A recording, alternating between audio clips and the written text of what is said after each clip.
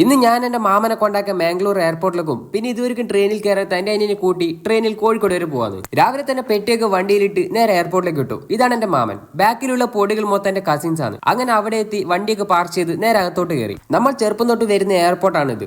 ഇവിടെ വരുമ്പോൾ ഒന്നുകിൽ സന്തോഷമായിരിക്കും അല്ലെങ്കിൽ സങ്കടമായിരിക്കും. ഇന്നിപ്പോ സങ്കടമാണ്. എന്റെ കയ്യിൽ തൂങ്ങി നടക്കുന്ന ഈ കുരിപ്പിന്റെ അച്ഛനാണ് ദുബായിക്ക് പോകുന്നത്, അതായത് എന്റെ മാമൻ. അങ്ങനെ മാമൻ എല്ലാവരോടും ടാറ്റ പറഞ്ഞ് നേരെ അകത്തോട്ട് പോയി. നമ്മളങ്ങനെ തിരിച്ചെത്തി നേരെ ട്രെയിൻ കയറി റെയിൽവേ സ്റ്റേഷനിലേക്ക് എത്തി. ടിക്കറ്റ് ഒക്കെ എടുത്ത് ട്രെയിൻ വരാൻ വെയിറ്റ് ചെയ്തിരുന്നു. ഇവരാണെങ്കിൽ കുറെ ദിവസമായിട്ട് എന്റെ അടുത്ത് പറഞ്ഞുകൊടുക്കുകയായിരുന്നു അവനെ എവിടെയെങ്കിലും ട്രെയിനിൽ കൊണ്ടുപോകുന്നു. അപ്പൊ പിന്നെ എനിക്കും അതിനൊരു പണിയില്ലാത്തതുകൊണ്ട് കോഴിക്കോട് വരെ പോകാന്ന് വെച്ചു. അതാകുമ്പോൾ അവൻ ഇതുവരെ ലുലുമോളും കണ്ടിട്ടില്ല. അപ്പൊ പിന്നെ ഒരു വേടിക്ക് രണ്ട് പരിപാടി ആയല്ലോ.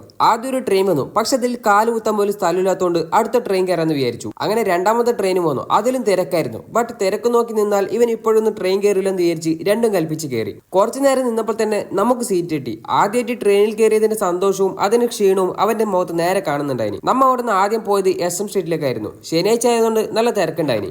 ഞാനിവിടെ മുന്നേ വന്നിട്ടുണ്ടെങ്കിലും ആദ്യമായിട്ടാണ് ഈ അമ്പലം ശ്രദ്ധിക്കുന്നത്. അവിടെ കുറച്ചേരം തേരാപ്പാര നടന്നിട്ട് നേരെ മന്തി കഴിക്കാൻ പോയി. പക്ഷെ നമ്മ പോയെടുത്ത് മന്തി കിട്ടാത്തതുകൊണ്ട് ബിരിയാണിയിൽ ഒതുക്കി. ബിരിയാണിയൊക്കെ കഴിച്ച് നേരെ ലുലുമാളിൽ പോയി. കൊച്ചു ലുലുമാളാണ് അവൻ പറഞ്ഞതെങ്കിലും തൽക്കാലം ഇവിടെ അഡ്ജസ്റ്റ് ചെയ്യാന്ന് വിചാരിച്ചു. എന്നാലും അതിന് സന്തോഷമുണ്ട്. അങ്ങനെ നടക്കുമ്പോൾ ഈ ചെക്കൻ വന്നിട്ട് ഓന്റെ ഒന്നിച്ചൊന്ന് അച്ഛനമ്മനും കാണുന്നില്ല പറഞ്ഞിട്ട് എന്റെ ഒന്ന് ഫോം വാങ്ങി അവരെ വിളിച്ചിട്ട് പെട്ടെന്ന് വന്നില്ലെങ്കിൽ അവൻ ഒച്ചപ്പാടുണ്ടാക്കുമെന്ന് പറയുന്നത്. അവിടെയും കുറച്ചേരം തേരാപ്പാര നടന്നിട്ട് നേരെ ബസ് കയറാൻ പോയി. അവിടെയും കണ്ണൂർ കാസർഗോഡ് ഭാഗത്തുള്ള ബസ് കയറാൻ ഒടുക്കത്തെ തിരക്കായിരുന്നു. എനിക്ക് ബസ്സിന്റെ ഡോറിന്റെ അടുത്ത് പോലെ എത്താൻ കഴിഞ്ഞില്ല. പിന്നെ എങ്ങനെയൊക്കെയോ ബസ്സിൽ കയറി പറ്റി അവിടെ നിന്ന് പോയി. അപ്പോൾ ബൈ.